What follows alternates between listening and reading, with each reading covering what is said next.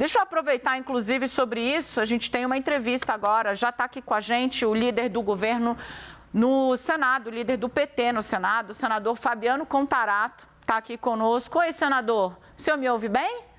Perfeitamente, Daniela. Obrigada pela presença aqui na CNN em Brasília. Senador, eu vou aproveitar que a gente estava aqui falando sobre esse episódio lamentável de ontem, que eclipsou. Eu achei que foi uma sucessão de infelicidades, assim, para o presidente Luiz Inácio Lula da Silva. Tanto a forma como ele decidiu receber Maduro eclipsou o início da reunião, que não acontecia há 20 anos com todos os presidentes da América Latina.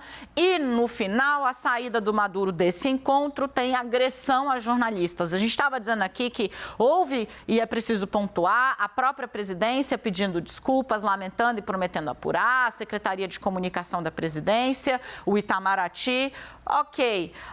Eu entendo que, dado o nível de violência que a gente atingiu contra a imprensa nos últimos anos, é preciso mais do que a nota de repúdio. O que o senhor espera desse episódio lamentável que aconteceu nas dependências do Planalto ontem? Bom, na verdade, nós temos que repudiar, mas não só a manifestação através de nota de repúdio, concordo ipsiliteris com esse comportamento. Mesmo porque uma imprensa livre, essa liberdade de imprensa é que fortalece a democracia, eu não tenho dúvida disso. Eu me recordo que os ataques que os profissionais de imprensa vêm sofrendo nos últimos anos, principalmente com a gestão do ex-presidente Jair Bolsonaro, me fez até eu protocolar um projeto de lei que aumenta a pena para os casos de profissionais de imprensa que são agredidos. No meu estado do Espírito Santo, por exemplo, isso, infelizmente, se tornou quase que corriqueiro, esse tipo de agressão. Então, além, efetivamente, do reconhecimento de um erro grave e de um ato de violência, nós temos que dar uma demonstração de um comportamento de repressão a esse tipo de conduta para que ele não volte a se repetir. Então, eu quero aqui me solidarizar com todos os profissionais de imprensa e eu repudio particularmente e coloco o nosso mandato à disposição enquanto que eu estiver no Senado Federal, seja no meu mandato específico, seja como líder do PT do Senado, eu sempre estarei aí lutando para que nós tenhamos o livre exercício para os profissionais de imprensa que contem sempre comigo. Senador, falando agora da pauta do dia, o senhor está preparado para varar a madrugada? Isso se a Câmara dos Deputados aprovar a medida provisória que reformulou aí a esplanada dos ministérios, dando o plano do governo Lula para ela. Como é que o senhor está vendo esse jogo bruto de pressão que está acontecendo na Câmara dos Deputados? O governo acordou tarde demais? Bom, na verdade, nós temos que entender que a medida provisória editada pelo presidente Lula, ela originariamente tinha um desenho e compete, dentro de um Estado democrático de direito, a autonomia dos poderes e o exercício do parlamento, ele tem essa possibilidade de fazer essa análise. Então, óbvio que essa análise está sendo feito nesse contexto, nesse momento, mas que, sendo aprovada e vindo para o Senado, nós estamos preparados para fazer essa aprovação para que não haja a caducidade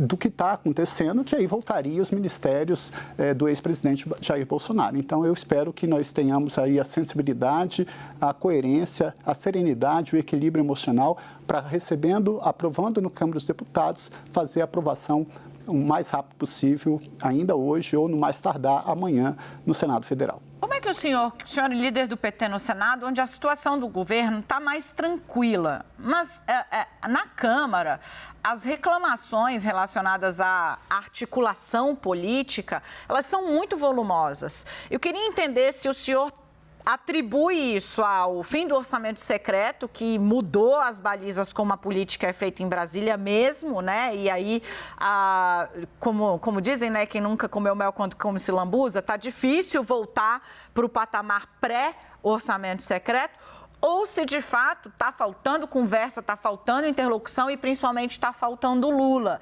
Uma crítica é de que o presidente está olhando muito para fora. Foi aos Estados Unidos, foi à Argentina, foi à China, foi mais recentemente também ao G7 no Japão, mas aqui dentro ainda não mergulhou na costura. Tem algo de valor nesses reparos que estão feitos, senador?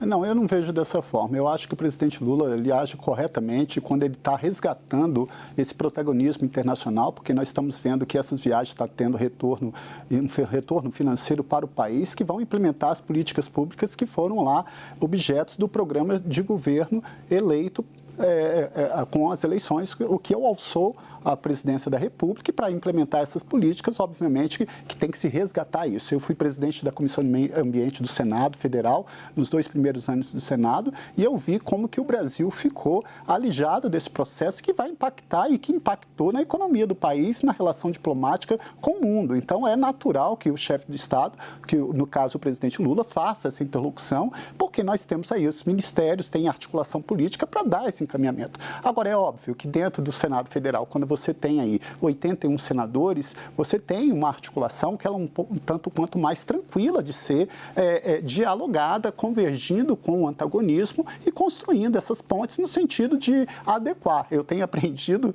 em pouco tempo como político que o ótimo é inimigo do bom. Às vezes a gente idealiza uma coisa e daquele jeito não vai. Eu tiro como exemplo, às vezes eu idealizo um projeto de lei que ele é fantástico, mas daquele jeito que eu idealizei não vai. Daí é a beleza da política de você dialogar e falar, olha, vamos sim convergir. Então, dentro de um cenário do Senado Federal, essa articulação, ela é mais, vamos dizer assim, ela flui com maior naturalidade, tendo divergência, mas pontuando de forma extremamente equilibrada. Agora, quando você vai para dentro de uma Câmara dos Deputados, com 513 deputados, com diferentes bases ideológicas, essa articulação ela tem que ser muito mais trabalhada e, às vezes, requer muito mais tempo. Mas eu não vejo isso uma falha. Eu acho que essa articulação política ela está acontecendo, às vezes não acontece no mesmo ritmo, com a mesma digital que está acontecendo no Senado Federal, mas eu tenho certeza que tanto a Câmara como o Senado terão o equilíbrio emocional para aprovar as medidas que são necessárias para alavancar a economia, gerar emprego e renda e dar efetividade e execução ao projeto do presidente Luiz Inácio Lula da Silva. Ô, senador, vamos falar um pouquinho sobre a briga que o senhor começa a encarar efetivamente na quinta-feira e a CPMI, né? O senhor tem formação de polícia, tem esse registro de voz mais calminha, mas é um enxadrista eficiente na hora de interrogar. Como é que o senhor está vendo a promessa de que vai ser uma CPI muito agressiva? Tem um lado que está indo meio que para matar e para morrer, porque ou limpa de alguma forma um pedaço da sua imagem se desatrelando do golpismo nesta CPMI, ou não conseguirá fazer, na justiça está se mostrando muito difícil. O que o senhor está vendo para isso? Bom, na verdade, eu espero que essa comissão mista parlamentar de inquérito, ela haja conforme determina a Constituição Federal. É uma CPI do golpe. Nós temos que entender que dia 8 de janeiro, em 8 dias do governo do presidente Lula, o que foi esse ápice ali, a eclosão, foi fruto e reflexo de um comportamento originário de 4 anos de ataque à democracia.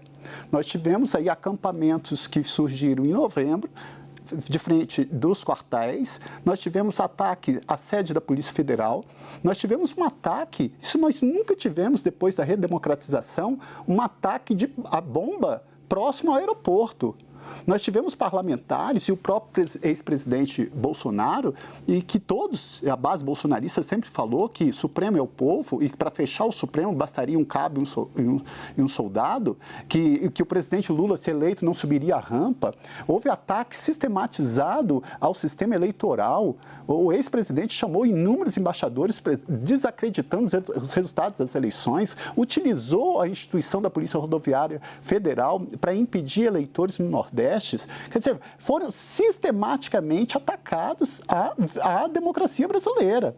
E eu espero que essa responsabilidade ela não recaia apenas em quem está na fotografia. E aqui em direito a gente tem que entender que no artigo 29 nós temos o que se chama concurso de pessoas ou código de delinquência ou concurso de agentes, que diz que quem de qualquer forma concorre para o crime incide nas mesmas penas a este combinado na medida de sua culpabilidade. Ou seja, autor de um crime é quem põe a mão na massa, quem pratica a ação. Nós temos lá. Coautor é mais de uma pessoa que põe a mão na massa e executa aquele fato que aconteceu e ataques à democracia. Mas nós temos também a figura do partícipe, que é o partícipe moral, que é aquela pessoa que induz, que planta ideia, que instiga ou que auxilia materialmente. Então, eu espero que essa CPI, ela jogue luz efetivamente e traga responsabilidade de quem, de qualquer forma, tenha concorrido para esse crime. E eu não tenho dúvida que a participação do ex-presidente Jair Bolsonaro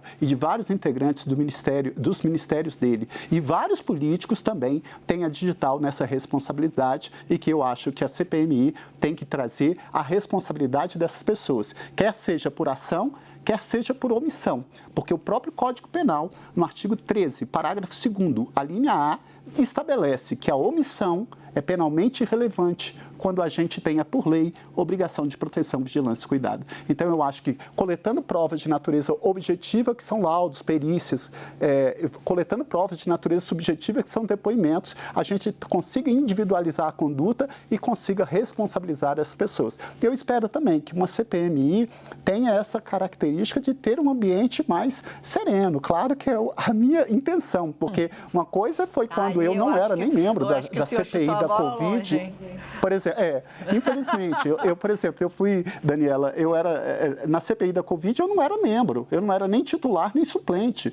Então eu chegava às 8 horas da manhã, me inscrevia, porque a prioridade era para os titulares, depois para os suplentes. Se sobrasse tempo, era para os não membros, que era o meu caso. Então muitas vezes eu não participei de oitivas, porque não chegou ao meu momento. Agora, no Senado, a CPI ela tem uma configuração, volto a falar, e ela tem um ambiente apesar das divergências, ela sabe lidar com os ânimos exaltados e de forma mais, vamos dizer assim, mais tranquila e mais respeitosa. Eu espero que na comissão mista parlamentar de inquérito que nós vamos participar agora, esse ambiente também seja, e isso vai depender muito de quem está na presidência. E eu volto a falar, eu acho que a presidência exerce um papel primordial na condução dessa CPMI e, claro, o comportamento da relatora também vai ser de fundamental importância. Mas nós, membros titulares ou suplentes ou não membros, teremos a obrigação de apresentar ao Brasil uma resposta contundente. E não só como uma CPMI que vai reproduzir mais o mesmo. Nós temos que entender que o que aconteceu, nós tivemos 1.390 pessoas que foram denunciadas. Nós tivemos 550 pessoas que o Supremo Tribunal Federal determinou, instaurou a ação penal, que são réus. Nós temos um prejuízo ali, Daniela, de mais de 30 milhões de reais. Então, essa responsabilização, esse ataque à democracia, eu não tenho dúvida. Nós tivemos um ex-presidente que ficou atacando sistematicamente, atacou a imprensa, atacou a Ordem dos Advogados do Brasil, participou de movimentos antidemocráticos para fechar o Supremo, o Congresso Nacional, reduziu a participação da sociedade civil, criminaliza ONGs, reduz... Quer dizer, todos esses ataques à democracia, eles, não tenho dúvida que tem a digital e o comprometimento dessas pessoas que estiveram antes do presidente Lula ali. O presidente Lula, nós do Partido dos Trabalhadores sempre soubemos e sempre vamos defender a democracia respeitando as instituições. Gente, deixa eu aqui me movimentar para o meu telão, que eu quero me despedir do senador aqui, ó. Senador, muito obrigada pela entrevista, espero que o senhor tenha bastante energético, café, Coca-Cola, coisa do tipo, no seu gabinete, porque está parecendo que hoje, só amanhã no Congresso Nacional, a gente está acompanhando aqui de perto. Bom trabalho para o senhor e também boa estreia na CPI. Eu que agradeço, um abraço a todos e todas.